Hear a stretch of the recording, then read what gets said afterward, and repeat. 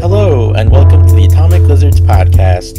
In this month's episode of Our Favorites, we are covering the 2013 British surrealist black comedy psychological thriller film, The Double. The film is based on the 1846 novella of the same name written by Fyodor Dostoevsky, which is about a man who begins to break down when his life is taken over by a doppelganger. I'm Huri, the defective film expert, and I'm joined by my fellow co-hosts, Myranda, the film fanatic.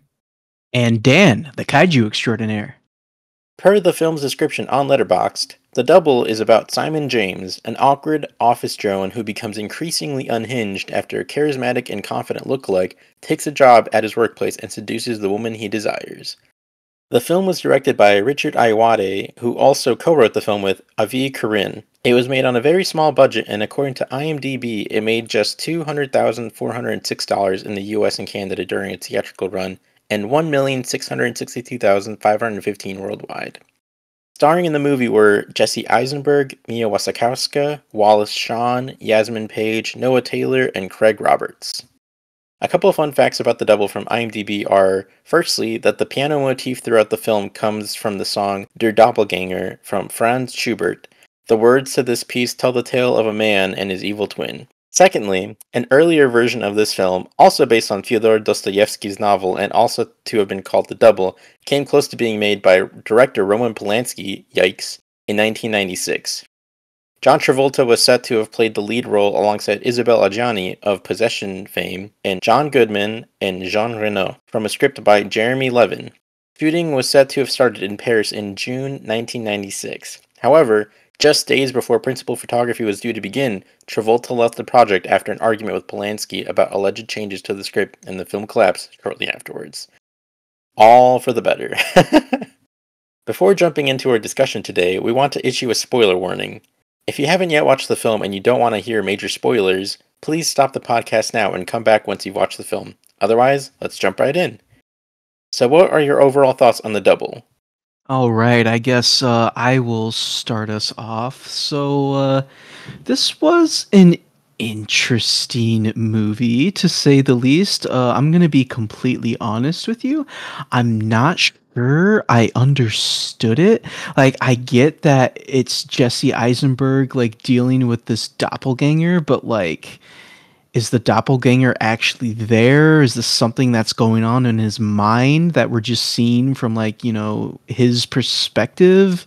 I'm not entirely sure, to be honest. And then, like, I don't know, the world was kind of weird because, like, I don't know why, but, like, I got a sort of dystopian future vibe from the world that they were in, and I wasn't sure, like, what exactly the company he worked for did, and, like, I didn't, like, what was the deal with, like, the colonel and all that? Like, who was the colonel? Why, like, you know, those are the kind of things about the movie that, like, Obviously, everyone knows they're talking about KFC. I get He does kind of look like that colonel. No. I mean, it's right there. Maybe it's like in freaking Demolition Man. Maybe it is a dystopian future, and, like, KFC won the fast food wars, so only KFC Possible. exists. Like how only Taco Bell exists in Demolition Man, but that's besides the point. But yeah, I was just a little... I just wasn't sure if I understood completely what was happening, but I will say that the movie kept me interested the entire time. Like, there was never a moment where I was bored. Like, I was definitely intrigued the whole time. I liked the performances from Jesse Eisenberg, and who played the love interest? Mia Wasikowska? Yeah, Mia Wasikowska. How do you pronounce it? Wasikowska? I believe so, yeah, Wasikowska. Okay, yeah, Mia. I thought you said Wasikowski at first. I was like, wait, what? Wazowski? Wazowski. So speaking of Pixar, the freaking boss is the same guy who voices the boss from The Incredibles. Oh, yeah, Wallace Shawn. Yeah.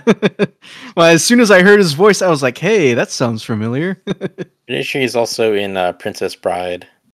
He might be. It's been a while since I've seen that movie.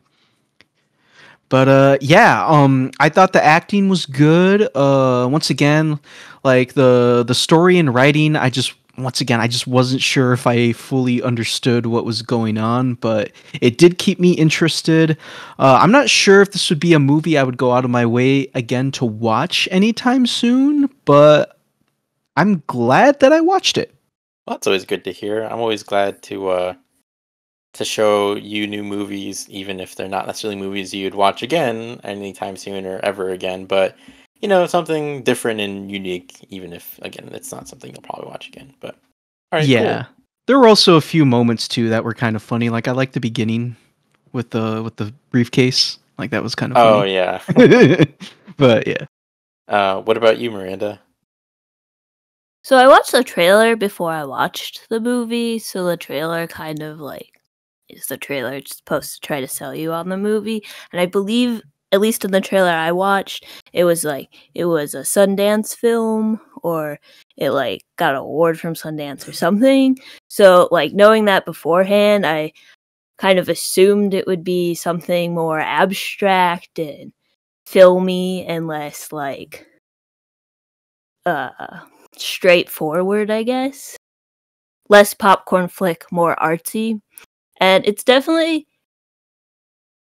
in that more artsy field of like films where it's like it's not exactly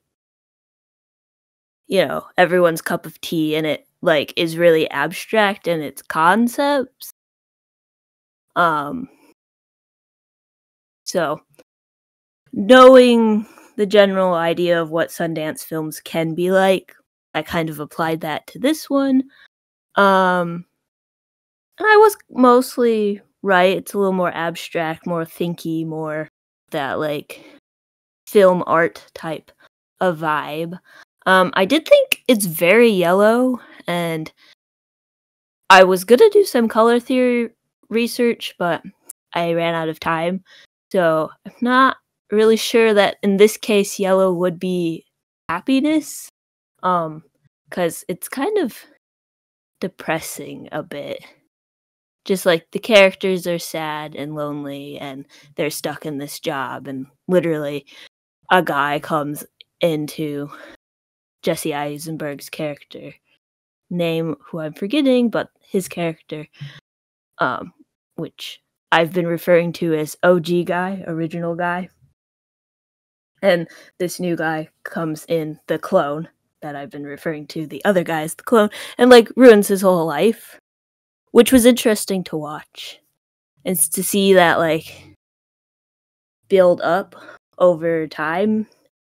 It was a little weird seeing Jesse Eisenberg try to be like suave and cool and assertive, because normally he plays, at least what I've watched him in, like little squirmy dorks and like socially awkward gamer teenage boys in zombie apocalypses.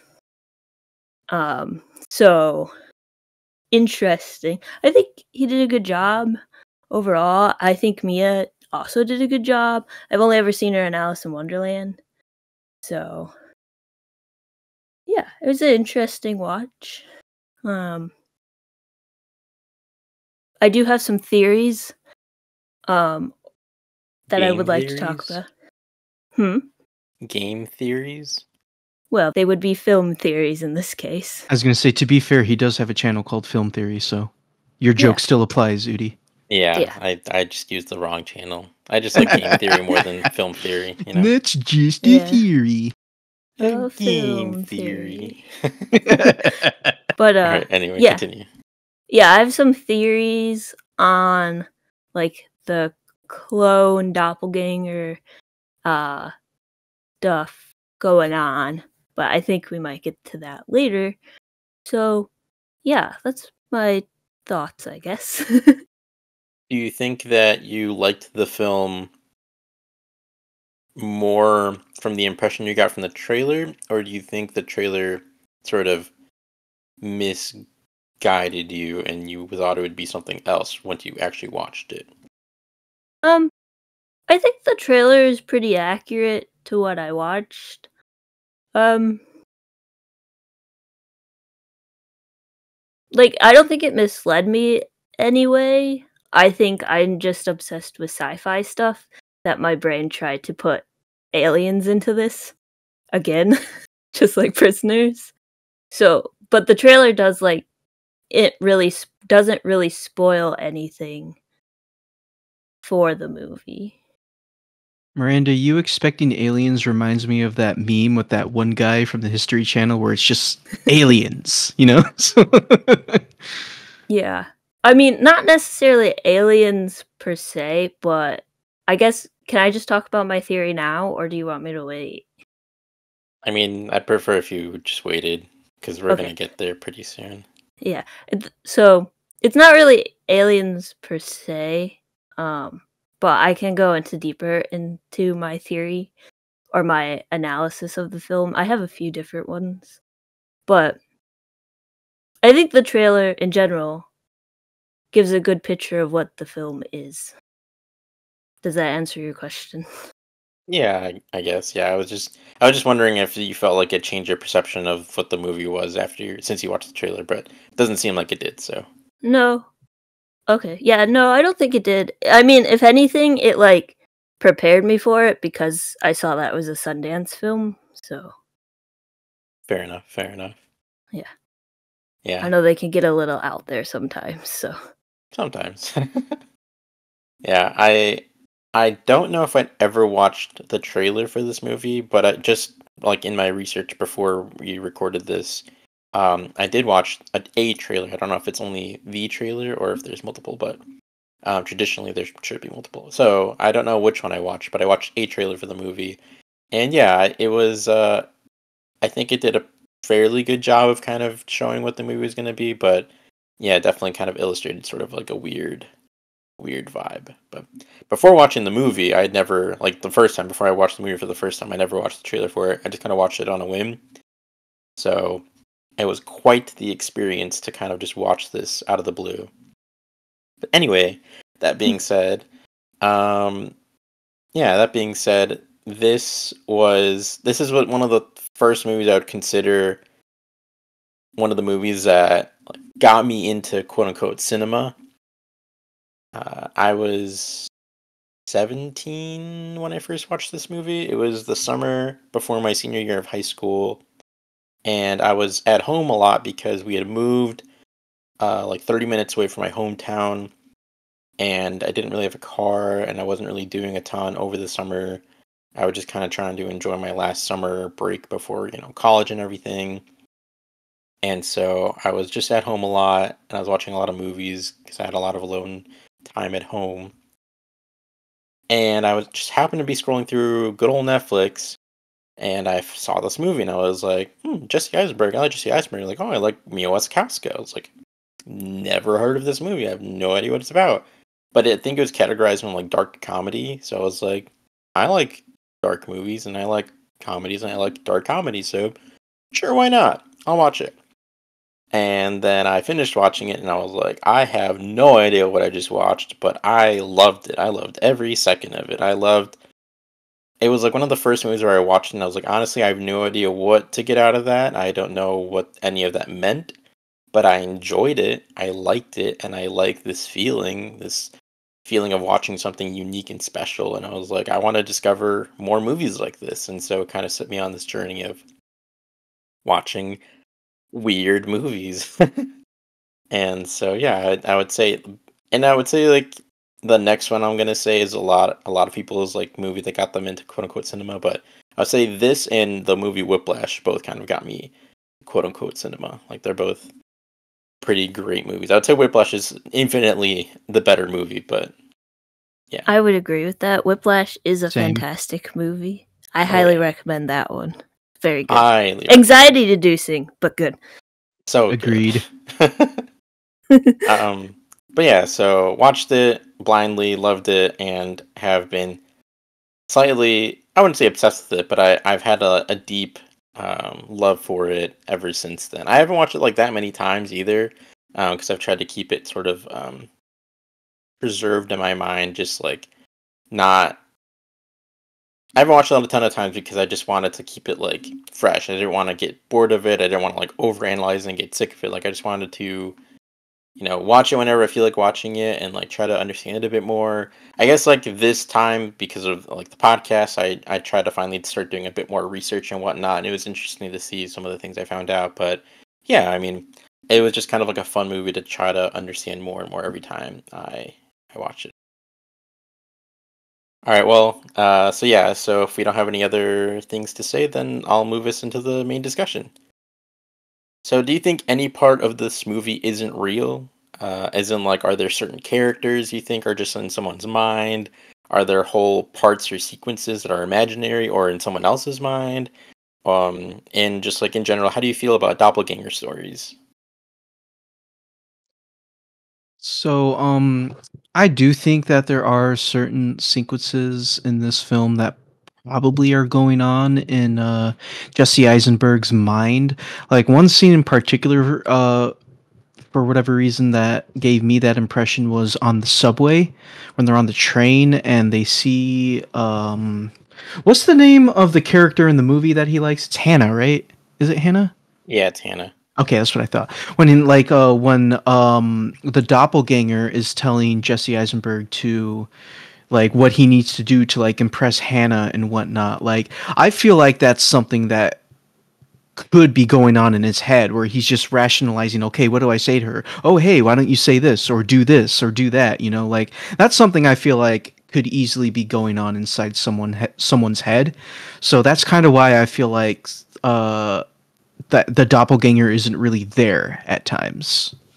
And in terms of like doppelganger stories in general, I feel like they can be interesting. Like it depends on the story that it's trying to tell. Like but before we started recording, I had mentioned that Denis Villeneuve movie called Enemy. Is it called Enemy? Enemy, yeah. Yeah, it's called Enemy, where like Jake Gyllenhaal's character has a doppelganger in that movie, and that's a way more abstract movie than this is, that's for sure. But like that movie was interesting. Granted, it left me very confused, kind of like how this movie did as well. So when it comes to doppelganger stories, I think I enjoy them more when it's kind of like an antagonistic sort of story, like for example the chameleon. If he for a the Spider-Man villain, the chameleon, like if there's a story where like he disguises himself as Spider-Man and people think that there's an evil Spider-Man out there because chameleon is masquerading around Spider-Man,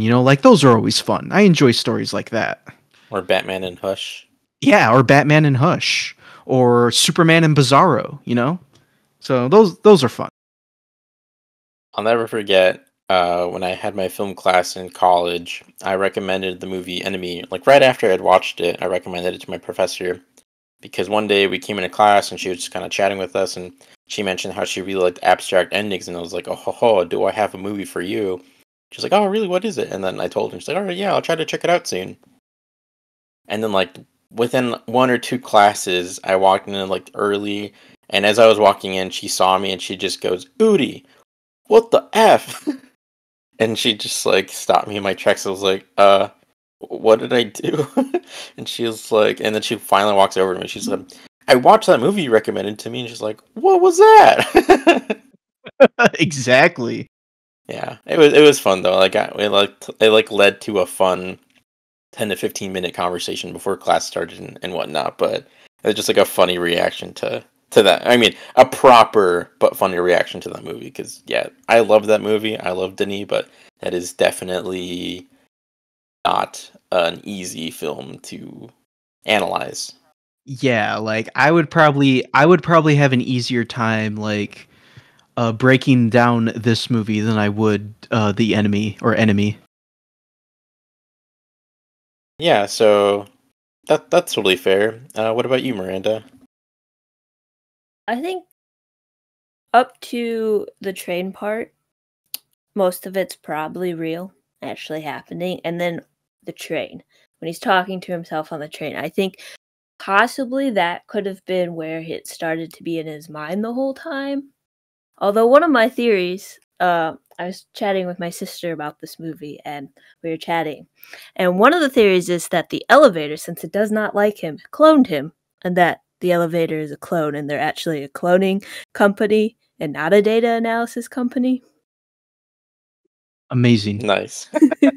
So, um, also, we were also chatting and we had another theory about this movie, that it's actually just the guy, the clone, the doppelganger is just a guy, and he's literally projecting everything onto this guy. Interesting. So there's that. And then, like, there's the, oh, this is all in his head, Fight Club type thing where it's like the guy's not actually there, it's just the guy doing the stuff. Although that one I don't really see how, like, other people can see and interact with him and like they're in the same place, but abstract stuff. So that also could be real for this movie too, but I think pretty much everyone else is real with the exception of maybe the doppelganger of Jesse Eisenberg. And then there could be parts and scenes that are all imaginary and like in someone's head. Maybe towards the end where it gets a little strange. But I feel like I would need to rewatch it again to see and pick up any of that like nuance there. But I think if we want to go with the idea that it is happening in his head, I think that starts on the train. And then how I feel about doppelganger stories. They're interesting. Like when I was watching this, The Prestige popped into my head because that deals with doppelgangers and clones and twin brothers and all that. Which that movie is very good. It's got interesting twists and turns in it. I also thought of Us when watching this. Again, because the clone, like, living in the underground, coming above, and they have to mimic each other. And then I also thought of Black Swan. I don't know if you guys have watched that movie. Yeah, I watched that once. Yeah. That one's also like, is that other person's there, or is this in her mind of like what's going on? Is she having a psychotic break? Like, is something else happening? And now that movie is way more extreme than this one, but like those three movies popped into my head when watching this. So I like those ones. Well, Black Swan was an interesting watch. I probably won't be rewatching that one, but like I think this movie has a sense of like mystery in it, which makes you kind of want to watch it again just to see if you can pick up on other things. I agree, and you definitely do. It still takes a lot of time to think about things and try to put things together. It doesn't make it super easy to put everything together when on rewatches, but it helps. Yeah, I'm sure there's a lot more nuance going on with these characters. It's definitely interesting to think about like each character and what is real to them, because like Mia can recognize the difference between the original Jesse Eisenberg and the clone of Jesse Eisenberg later in on the story, but not everyone else could tell. And then there's the scene where they're like at the bar and they get into like a fight. That one I also thought was like possibly in his head, and like he's pretending there's someone else there and he's the one doing the stuff. But then other scenes in the movie like suggest there is in fact two people. So interesting. I would say the vast majority of people could recognize them. I think there's only one part where, spoiler alert, it's his mom's funeral, and there's just a character who goes, "Hey, he has your face. Why does he have your face? Why did he take your face?" But other than that, like, no one else really realizes that they're different. Or the same, you mean? Yeah, I guess, yeah. No one realizes that they're the same. Yeah. Same face, but everyone realizes their different personality. Yeah, no one realizes that they're the same, that they look the same, but yeah. Well, no, they realize that they're different people because they always, Yeah. like, some people, like Mr. Papadopoulos will always be like, oh, yes, James, good job. And I'm like, why can't you be more like him, Stanley? His name isn't Stanley, it's Simon. But so, fun fact, because we haven't talked about this yet, the OG Jesse Eisenberg character, his name is Simon James, and the doppelganger's name is James Simon. So, Okay. yeah, so technically Simon and James, but Yeah, I couldn't figure. Yeah, that's confusing. So, I thought it was kind of fun. I mean, it is fun, but like trying to like talk about the characters on the names is like, are you referring to them by their last name or are you referring to them by their first name? I don't know. But the two characters themselves are very distinct until Yeah. the end, where it gets a little up in the air Yeah. on like who is who, but Well, they do a good job at being distinct. Like Jesse Eisenberg does a good job at portraying two different characters. yeah. I agree. I think the biggest tell-all, and I didn't pick up on this in like the first couple or few viewings that I did of this movie, but I think the biggest tell-all giveaway of like this is all just a fabrication in Simon's mind is that James is basically like a projection of like what he like who he wants to be. Like he doesn't want to be this timid guy who is like down on his luck, who, you know, nothing ever goes right, and he never gets anything that he wants, and he's just sad and depressed all the time. Like he wants to be a take charge kind of guy who, you know, gets what he wants, you know, gets the girl, gets the job promotion that he thinks he deserves, and yada yada yada. Exactly. Yeah.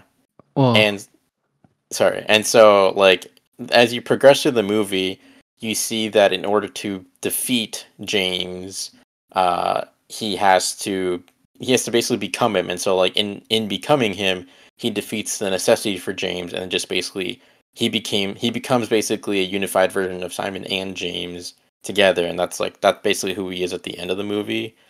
And so that's how he's able to finally like outsmart James, because James uh really gets kind of in a way nerfed towards the end. Like he's really aggressive, and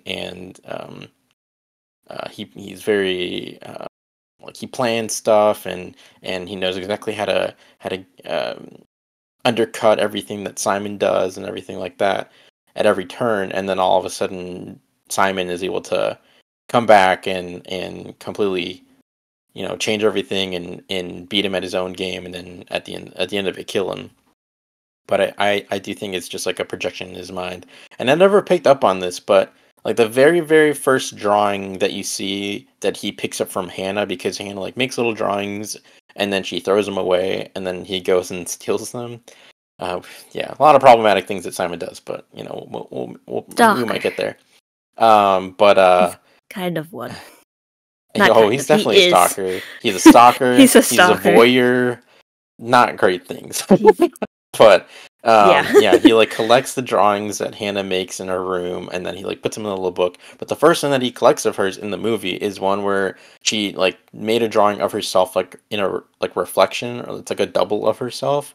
And I was like, oh, okay. So I think in a way maybe he got the idea from Hannah's drawing, because it's like the first one that the first one that we see he grabs from her trash, because we later see he has a little booklet that's filled with them. So presumably like he's been doing this for a while, but it's just the first one we see in the movie. But I think like he got the idea of this projection because his life is just not doing it for him, and so he wants something exciting in his life. And so, you know, in his mind he thinks up James as like his sort of bad boy alter ego.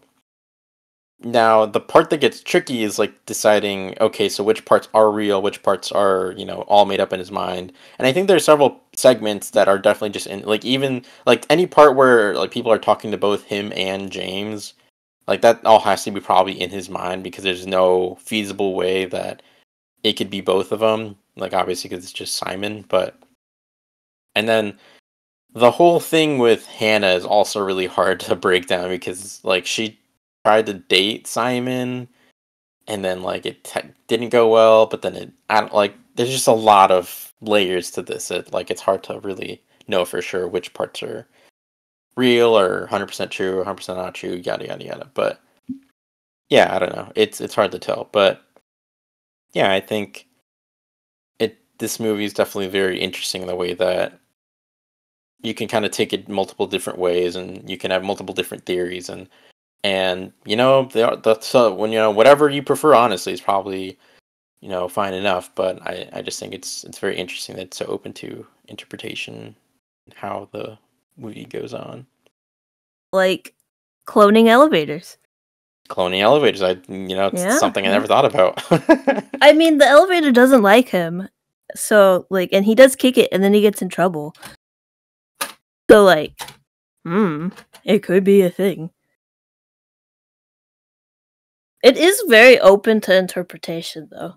It tells you enough to make you intrigued, but then it's still has that mystery of what is actually going on? So it's very good at capturing your attention.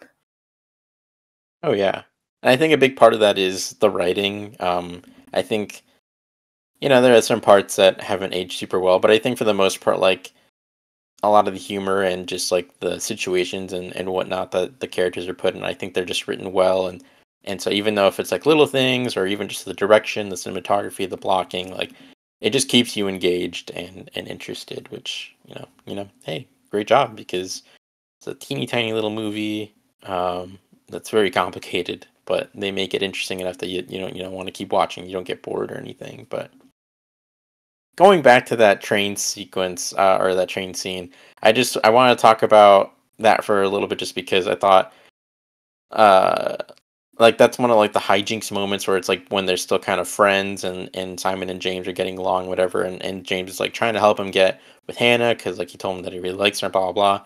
But I just thought it was really funny how he's all right, they're playing, he's having him play games and try to get her attention, and then he's all right, now turn and look at her and stick your tongue out, but don't stick it out, too far, don't look like a lizard, just do it and then turn away.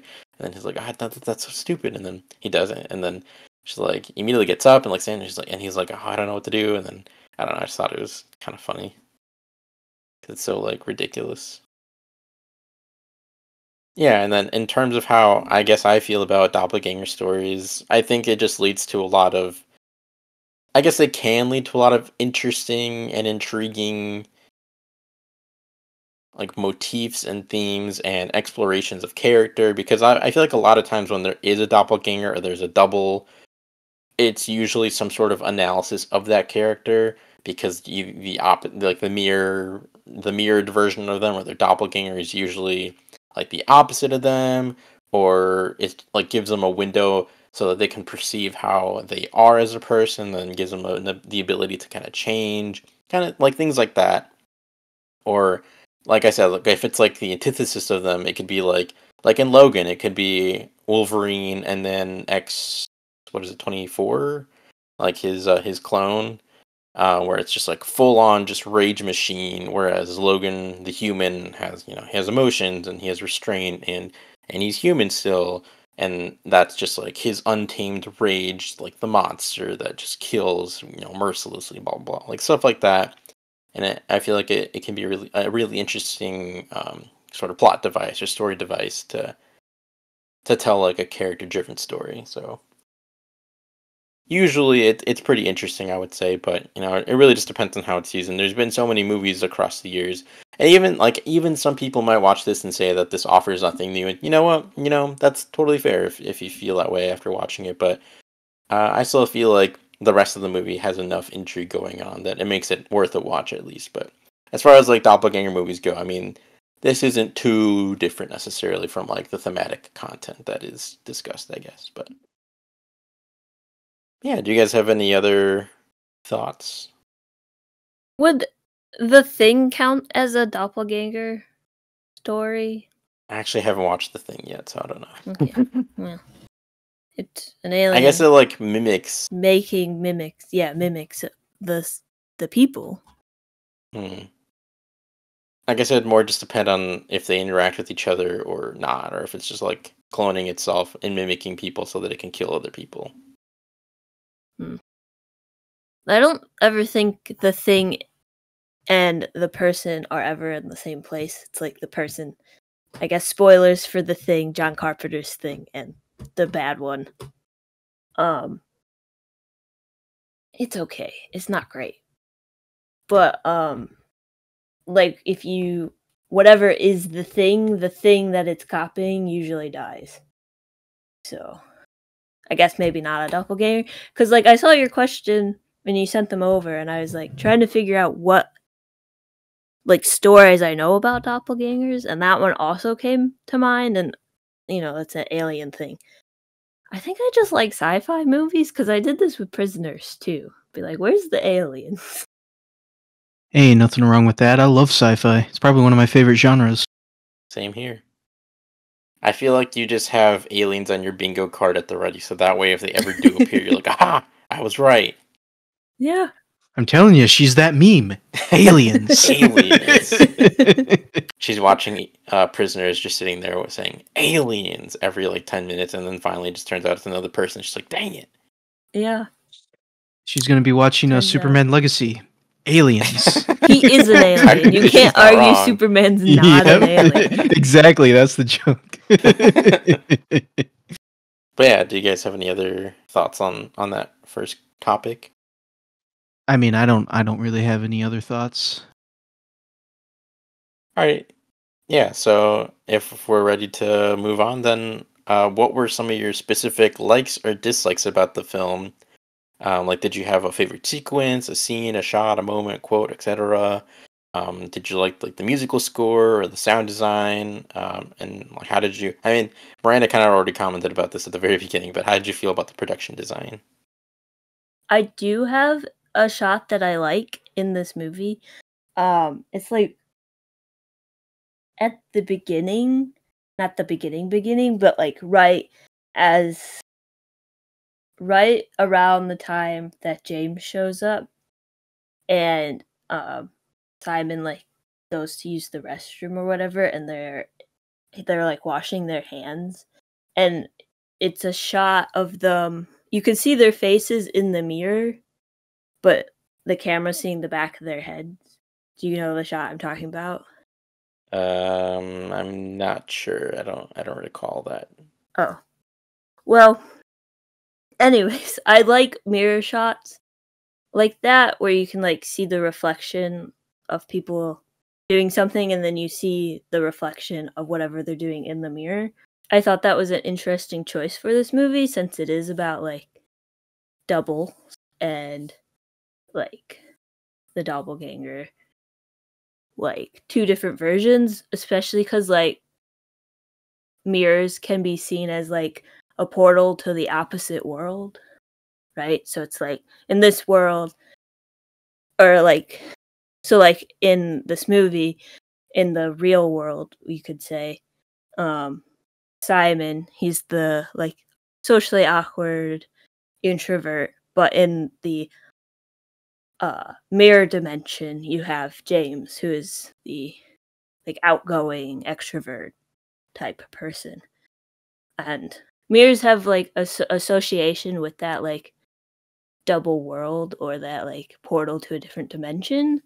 So I liked the fact that there was a mirror shot in this.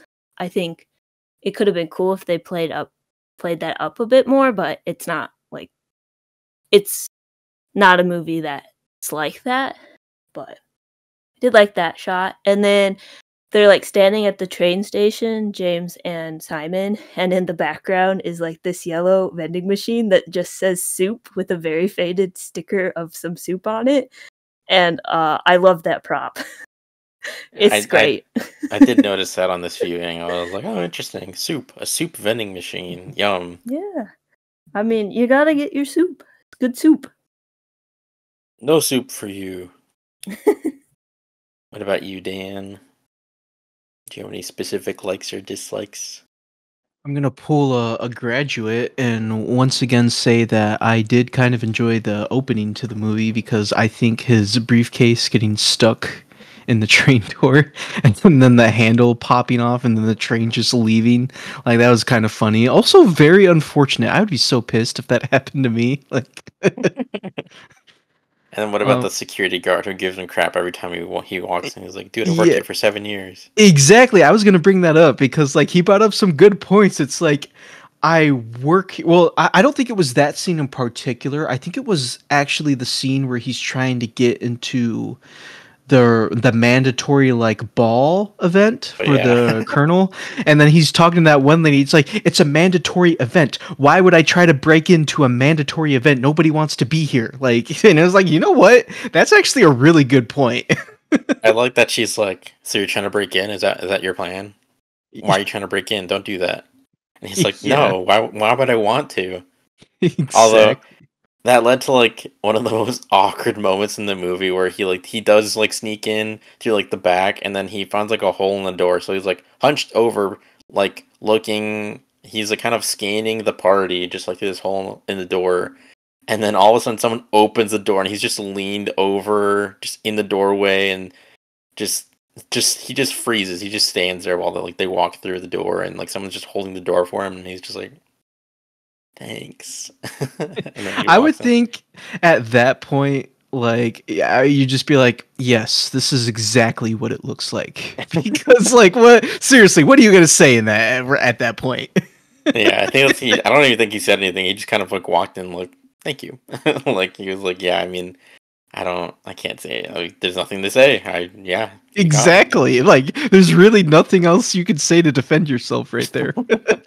I mean, he could have been like, why is there a hole in your door? You should really get that fixed. You know what? That's a good save. Sure. That would have been a good save, yeah. Yeah, but he's socially awkward, so. Yeah, he didn't think about it. I didn't. None of us thought about it. It had to have been you, Myranda. Yeah. Also, in that shot, that's another, like, mirror shot. Because you can see the reflection of Hannah in the mirror, like, staring back at whatever's going on, because her back is to him. I liked that part, too. Yeah. I like the following shot after that. Right after that, it's a split diopter shot, and I love split diopter shots. Me too. I missed it then, because I didn't catch it. Yep. They use a few throughout the movie.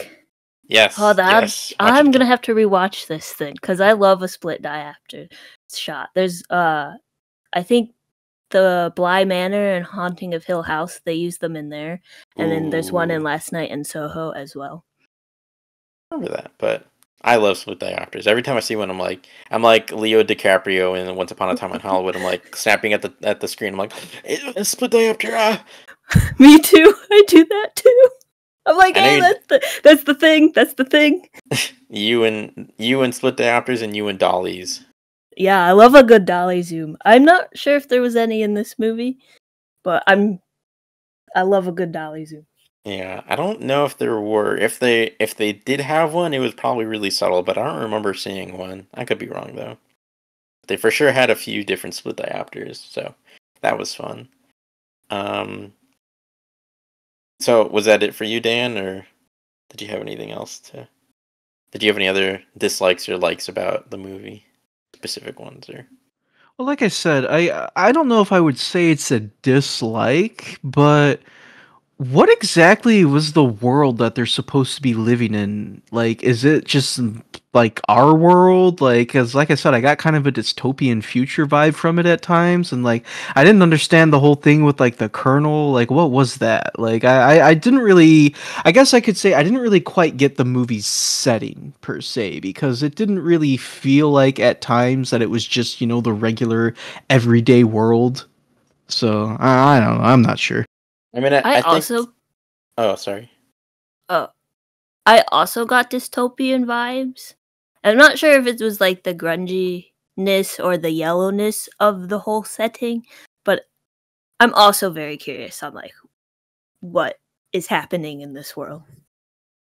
Yeah, I mean, I don't necessarily think, and obviously, like the technology kind of, you can take that however you want, but I think overall, like the movie is just more of like how it feels to live in that world, as opposed to like, oh yes, this is exactly how this looks. And I mean, to some degree, I mean, yeah, that is how it looks, but I do feel like, so for another fun fact, I guess, they didn't use any natural light on set at all while filming. It's all artificial lighting. So any lighting that you see is it's not sunlight at all. So, and that was also, it was one so that they could shoot whenever, and like they had proper lighting and they didn't have to account for anything. Plus, also since they were they were filming doubles, like they were filming one shot of like Simon and then one shot of James. They had to keep the lighting consistent, and you can't do that in natural lighting. So one easy way to fix it was to use artificial lighting. And so, just made things easier, and it made sense for the story. However, it also evoked this feeling of, like this dystopian feeling of like you're just kind of a worker drone, and like life sucks. And just like very downtrodden, and so like yeah, it's definitely the feeling they were trying to get out of you. But again, I feel like the world is more like the world of the movie may not necessarily be like that all the time. It's just like that's how like the characters like feel, I guess, as at least my interpretation, knowing like the movie and like how they set up their lighting and stuff like that. But yeah, I mean the color choices were very much particular. Like they were very specific color choices. Like they definitely went for like more earthy browns and yellows and things like that. Try to give everything like very like a monogamous look. And I did see an analysis where it could be like the way that someone took it was like living under communism. But I mean, the short novella this is written on was written. The short novella this is based on was written in like the 1800s. So I don't really know enough about world history to know exactly. I mean, the author was Russian, but I don't know if they had any sort of communism all the way back in the day at that point. I don't know. Well, just because the story like may or may not predate communism doesn't mean that the filmmakers and or writers didn't decide to implement that theme into the movie anyway. That's true, yeah. But I mean, I don't know about Avi Karin, but Richard Ayoade is British, so he wouldn't know what it's like to live under communism. About like as far as like Avi Karin though, I don't know. I don't know anything about them, so maybe I mean, they. Well, I was just going to say real quick, that doesn't stop people. And just because people in Well, Hollywood no, have never experienced it, that doesn't stop them from writing about it anyway. no. But either way, this is more just like an analysis that I saw, not anything official. So they're like, but it could be like living under capitalism too. Like that's just like that was that specific person's analysis of the movie, but that doesn't hold any more weight than our analysis or anyone else's analysis. So again, like this could be someone's analysis, and this could be them thinking like, oh, this is what it feels like to live under capitalism. So yeah, just an idea, but yeah. So I think that they did a good job of evoking these feelings through their production design and making it feel, seem, like appear pretty downtrodden and depressing, which was their goal. Especially because it's not like a main, I would say, through line of the film, but I mean the movie does kind of deal with like, well, I mean this part, yes, like mental illness, but like suicide, which I guess they're kind of intertwined. But like the movie starts with a suicide and then ends with kind of a suicide. Like it's a pre-planned to not succeed suicide attempt, but it's still kind of a suicide attempt. But yeah. The other part of the film that I liked was the like the parts where they were watching the TV and they had that like old like 80s/90s style show on. Oh It yeah. reminded me of RoboCop whenever they would have like those fake ads from RoboCop, or that one guy, I'd buy that for $1. Like that's what it Yeah, reminded me of. I agree. It's funny because so Richard Ayoade, I don't know if either of you know who he is, but he got famous, as far as I know, he got famous from this sitcom, this British sitcom called The IT Crowd. Great show. Would recommend. Um, but Didn't you show me an episode of that one time? I did, yes. Oh, okay. Yeah. He was the guy with glasses and the afro, in case you remember. But anyway, Oh, doesn't matter. really? That's him? Yeah, that's him. Oh, Interesting. Okay. So yeah, so he came from like a background in comedy, but he's also I think a writer and he had a short stint as a director. He did two movies, this movie and another movie called Submarine. I haven't watched the other one. I really want to, but anyway. And so like I think that's why like the movie works pretty well as like a dark comedy because you know he has a good background in comedy and yada yada. Anyway, the point I was getting at though was pretty much everyone in this movie, or mostly everyone in this movie, was someone that he worked with previously, whether on his other film or like when he was on the AT crowd or stuff like that. Um, there are exceptions, I'm sure, but a lot of the side characters and whatnot that appear throughout the film are people that he worked with or friends of his. Um, but I don't know how he got to this, but the actor who plays like the main character in the TV show that Simon likes, his name is Paddy Considine, and it's so funny to me because I always forget that he's in the movie, and then I'll see his name in the credits. And I'm like, wait, Paddy's in this? And then I'm like, who is he? And then I'm like, watching the movie. I'm like, oh, that's right. Paddy's just randomly that actor guy in the show that Simon likes, and just appears throughout, and like this cheesy old synthy like 80s kind of show. For those of you that don't know, Paddy Considine, he was in Edgar Wright's Hot Fuzz. He was in Edgar Wright's The World's End, and most recently, and of like the most general audience, he was in House of the Dragon. He was one of the guys with long blonde hair. Who does he play in Hot Fuzz and World's End? In Hot Fuzz, he plays one of the police officers. Is he Andy or Andy? That's funny. He's one of the Andys, yeah. Okay. He's the one with the mustache, and then when he's like drinking a glass of milk, and then he's like, "Hey, you got a mustache?" He's like, "I know." Okay. I didn't recognize him. Yeah, it's probably the mustache. I just want to say that saying he's one of the guys with long blonde hair from House of the Dragon isn't very specific. That could be like any of the characters in that show. Matt Smith. It's Matt Smith. He's Matt Smith. Matt Smith would be a weird person to put in this movie, I think. Matt Smith will forever be ruined in my eyes because of Morbius. Every time I see him, I'm always gonna think of that stupid scene from Morbius. What do you mean? It's the best scene from Morbius. The only good scene in Morbius. Morbius, I watched and forgot instantly. Good. But but if you're looking for doppelganger stories with Matt Smith in them, there is an episode of Doctor Who. It's got Amy and Rory, and the 11th Doctor, who's Matt Smith, in it. And it's like a clone doppelganger situation. It's a pretty interesting episode, and I forgot the name of it, but it's out there if you're ever curious. Interesting. I will definitely have to give Doctor Who a watch one of these days. One of these days.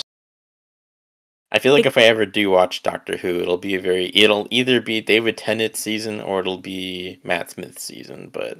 Well, if you want to start fresh, you could watch with the new Doctor. His name is Chuti.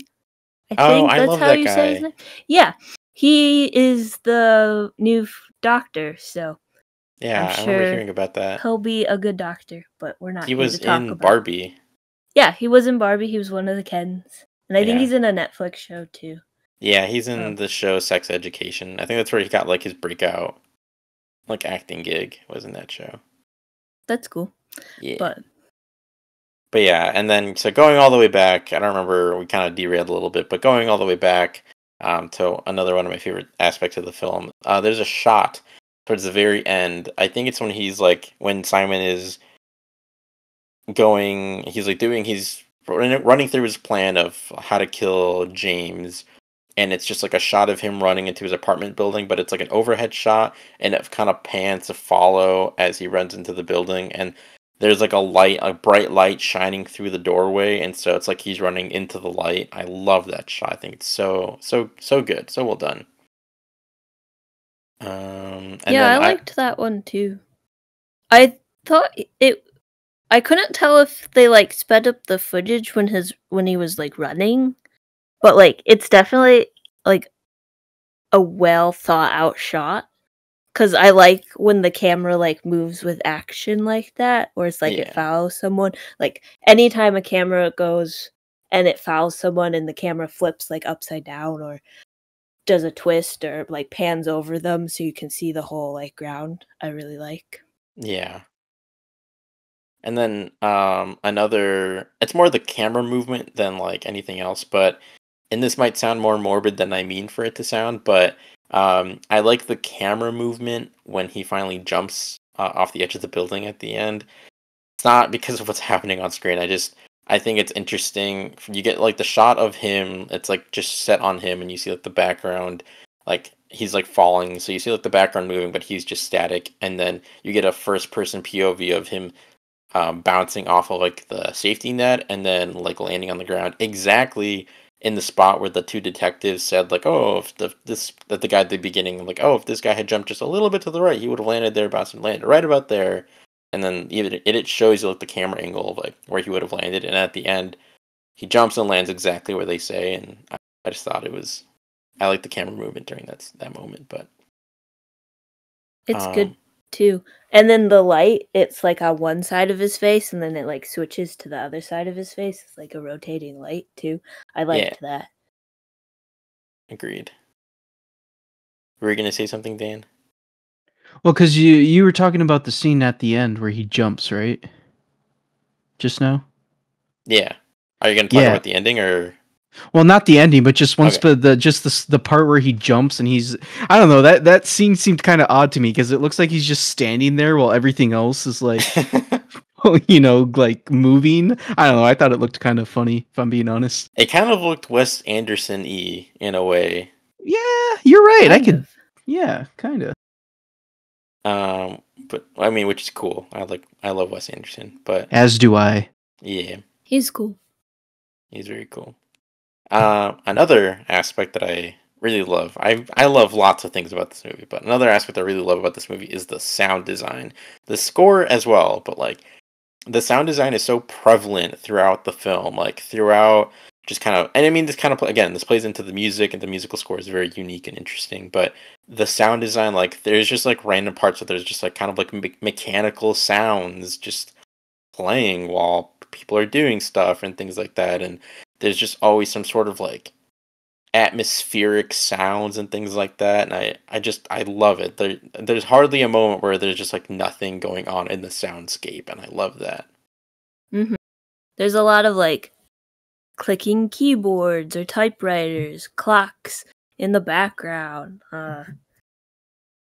anything like repetitive like footsteps too. It just has like a very consistent like time measurement to all of those background noises that it definitely like I was expecting it to like cause me anxiety, but surprisingly it didn't, which was weird because usually like repeating like noises like that could cause like a buildup, and I didn't get that for some reason. Interesting.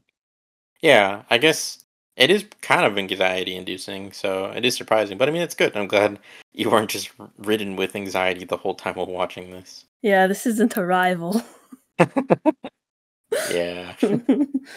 Which also has good sound design. Like this, Oh, they phenomenal. both. Yeah, that one has good sound design, and this one was really good too. There's certain parts of the score, like when he first is deciding to jump off of his window seal before he sees Hannah. That little piece of score I liked. I would describe it better, but I can't. That's fair. Yeah. There's like one particular like classical kind of sounding piece of score that I really like that plays throughout. I mean, just in general, I feel like there's not a single piece of music. Even I'm assuming that they're needle drops. There's a couple of Japanese songs in the movie that are kind of quirky, but they're fun. I feel like they fit the vibe weirdly enough, and I don't know, they're unique and I like them. But yeah, I feel like all the music was really really really well done for it like fit the feel of the world. It didn't feel like it was out of place, and I feel like it helped elevate the storytelling, which is always great. Yeah. If you have a good sound design for a movie and your movie is still bad, but your sound design is good, it could make the movie 10 times better. Sound is such an important feature to film, just as the visuals and everything else that's going on. So like for example, the Suicide Squad from 2016, that had an interesting score, a lot of needle drops, a lot of interesting things there, but the movie itself was bad. But like I like it because of the sound design. So sound I can literally. mean, Oh, sorry. Go ahead.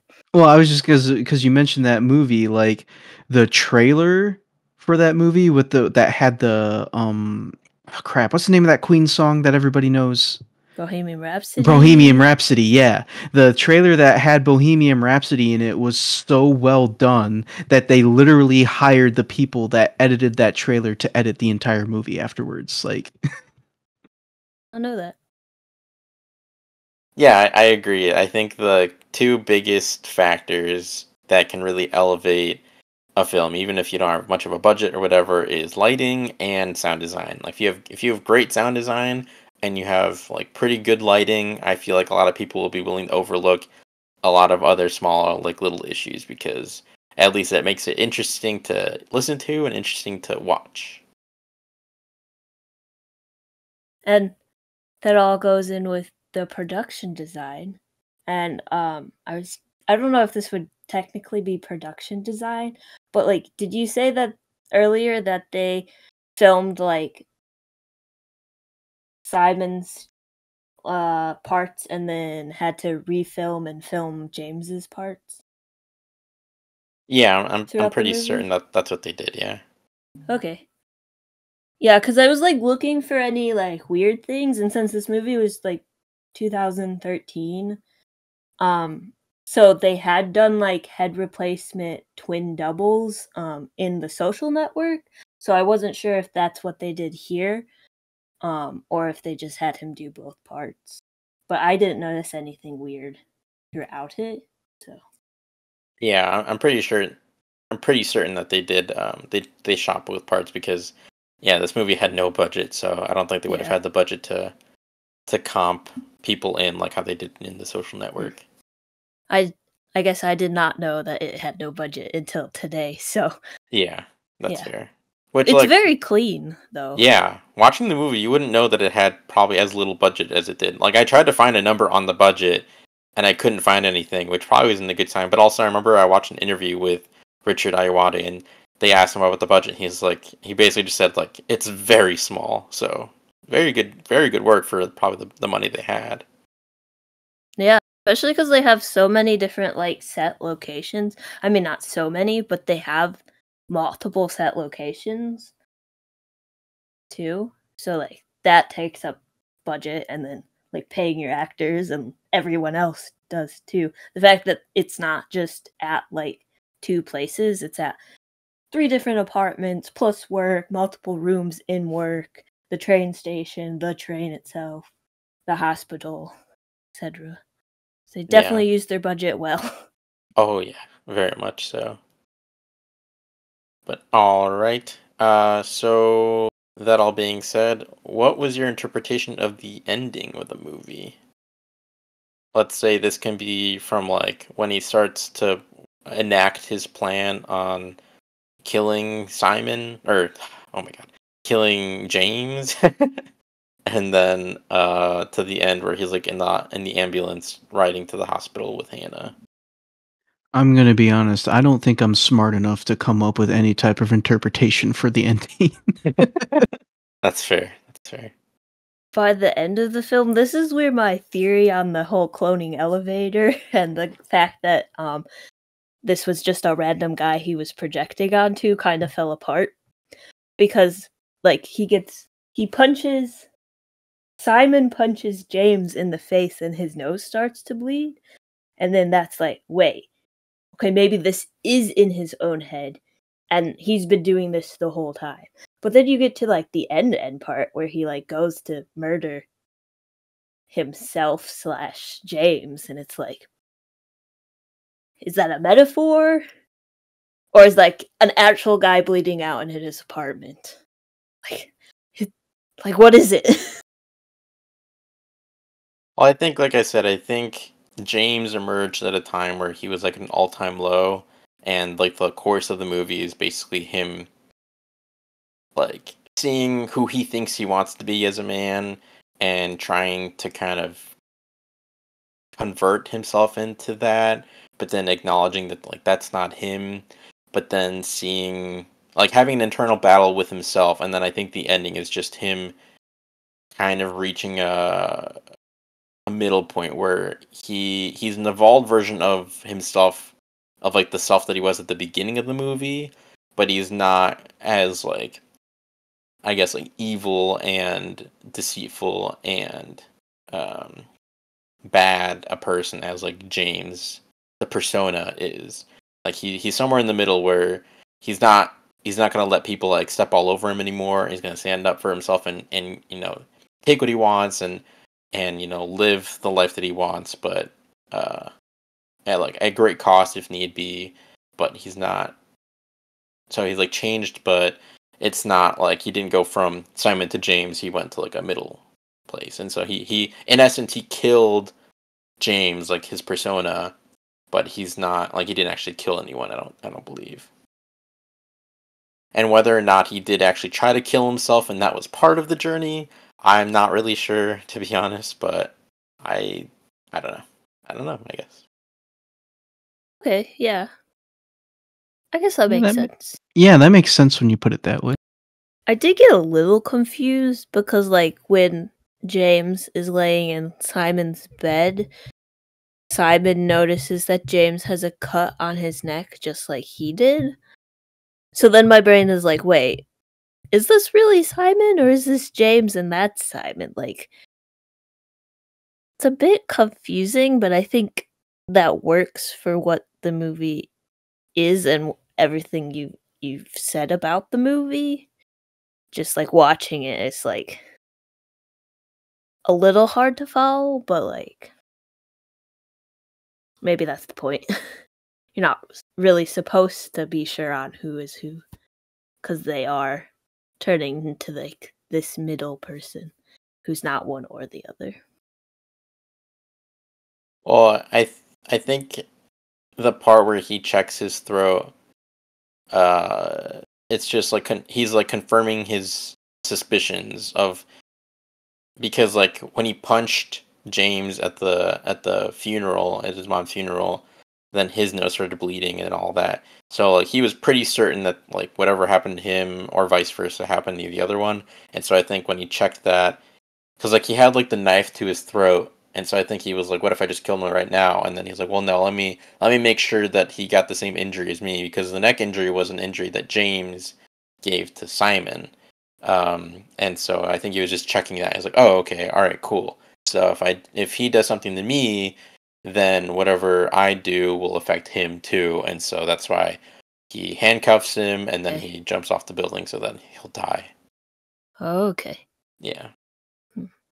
Yeah, that's because of like that. That's where my brain like jumped to us too, because the tethered will copy whatever the above person is doing too. Mm, So that's why that us came into my mind because of like that clone connection there. I gotcha. Yeah.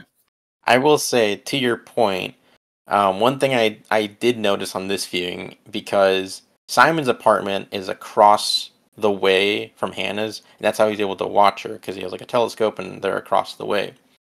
Mm-hmm. However, um, James was sleeping because he had a key to Simon's apartment. He was sleeping in Simon's apartment, James was. And so Mm-hmm. at the end of the movie, Simon goes to Hannah and he tells her, like, I don't want to be a boy on string anymore. Like, I don't want to be Pinocchio. I want to make my own decisions and make something of my life for myself, basically, in so many words. And then he goes off, and then she like looks across and she calls him, and then she like calls his partner. She's like, "Hey, are you okay?" And he's over there because he's scheming to like do this suicide to like kill James, and then he just says, "Yeah, I'm fine," hangs up. And so in a way, I guess I just realized this. he killed James, but he's also kind of killing Simon because from everyone's point of view, they're gonna see the dead body in Simon's room and think, "Oh, Simon died." However, like James lived, and so he'll get to live like the life that James had, I guess. Okay. Because yeah, Hannah was looking at the apartment across the way, but I'm pretty sure. Well, okay, because there's a dead body in Simon's room, so and he looks exactly the same. So people, again, there is no actual second body, but presumably in this alternate reality of Simon's doing or whatever making, they would think, oh, Simon's dead. Oh no, and then he would be accepted, I guess, because he's not Simon anymore, and he's not James, and like I said, he's just sort of like an in between now. Mm-hmm. If that makes any sense. It does. Okay.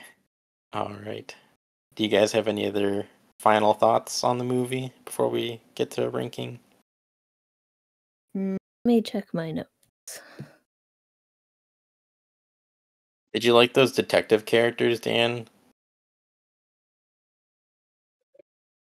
Remind me, who are the detective characters again?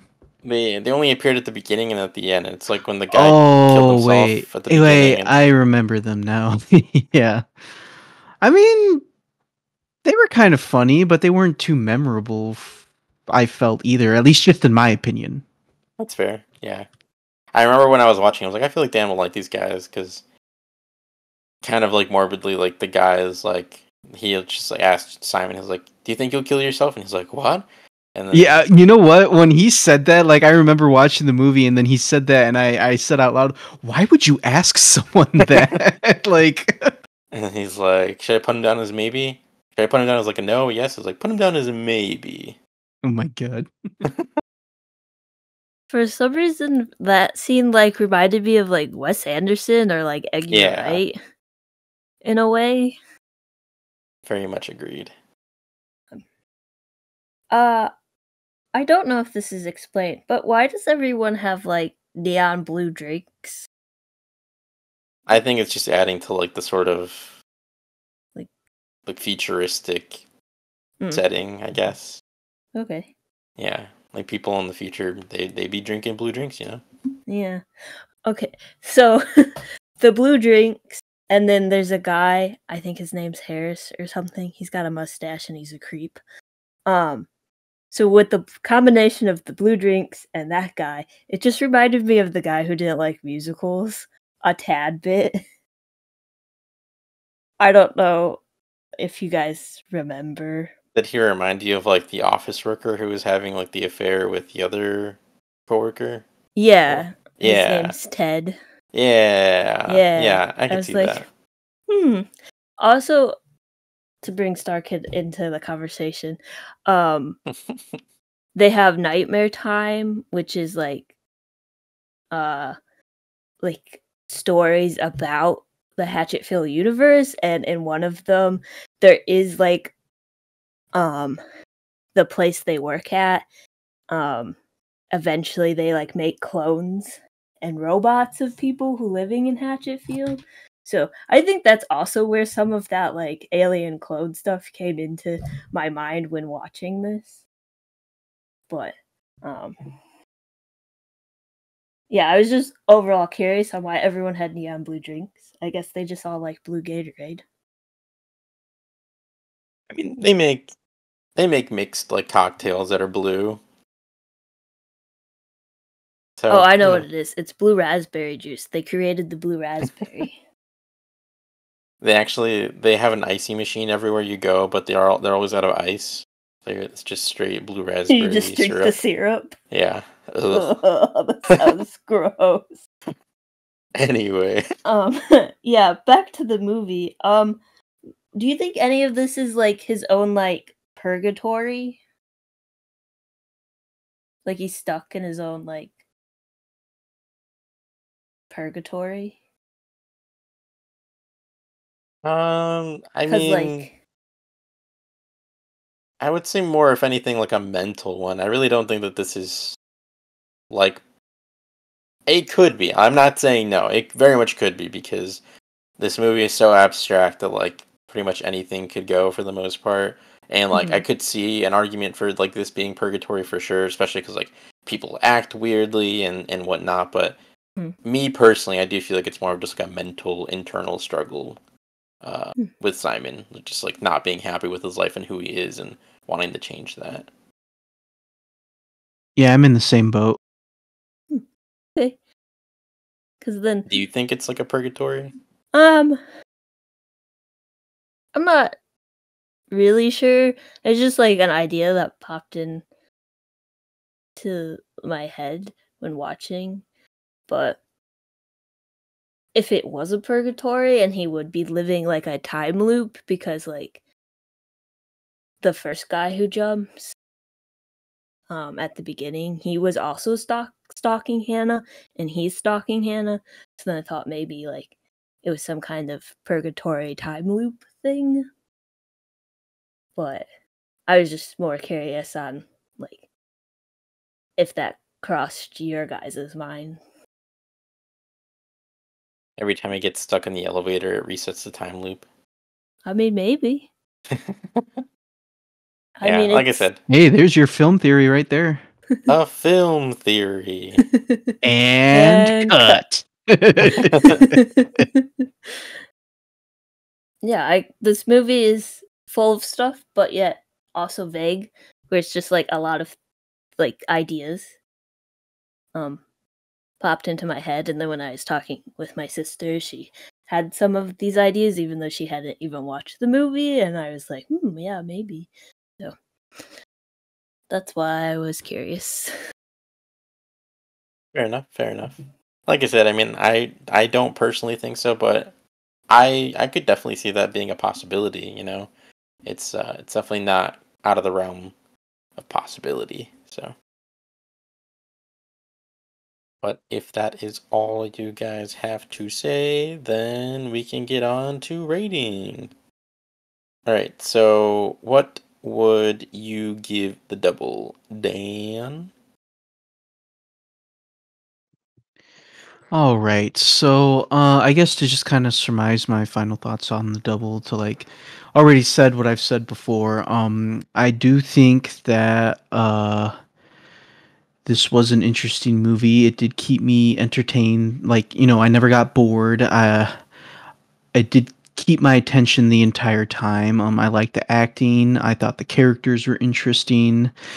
But once again, I just and this is the case with me with like a lot of. I think I'm starting to realize that I'm just not really an abstract film guy. Like a lot of abstract films are probably just gonna go over my head. Like even the we talked about Enemy from Denis Villeneuve. That movie 100% went over my head. And I feel like this movie also just kind of went over my head as well. But I still enjoyed what I watched. I did not think this was a bad movie, but I just don't really see myself watching it again anytime soon, if at all. So, I'm probably going to give it. Let's go with the 3. I think I'll give it a 3.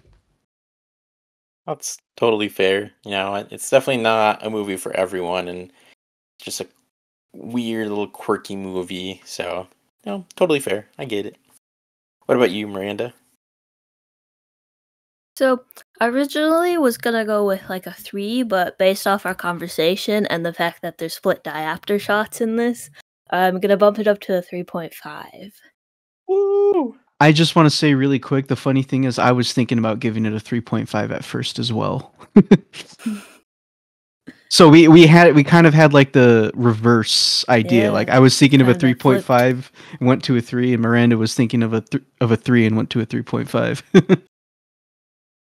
Yeah, so I'm gonna give it a 3.5. It's well made. It's interesting. It's got split diopter shots in it. I think the acting is good. The set design's good. Like overall, pretty good movie. Probably maybe we'll rewatch it. Um so if you're looking for an abstract doppelganger movie, here is a perfect one to watch. Although maybe the movie itself's not perfect because there are, I think we mentioned earlier, some things that don't age well in it, but in general. Pretty good. Yeah, unfortunately. But yeah, okay, cool. So we got a 3 and we got a 3.5. Perfect, because I'm a 4 out of 5. I think this isn't like a mind-blowing movie, and it's very abstract, so depending on how you feel about abstract movies, that'll either make or break it for you. But I think that for what it is, I think, especially with the budget that it seemingly had and everything, I think it's just a fun movie to not just watch, but also to rewatch. You know, you pick up on more things the more and more you watch it.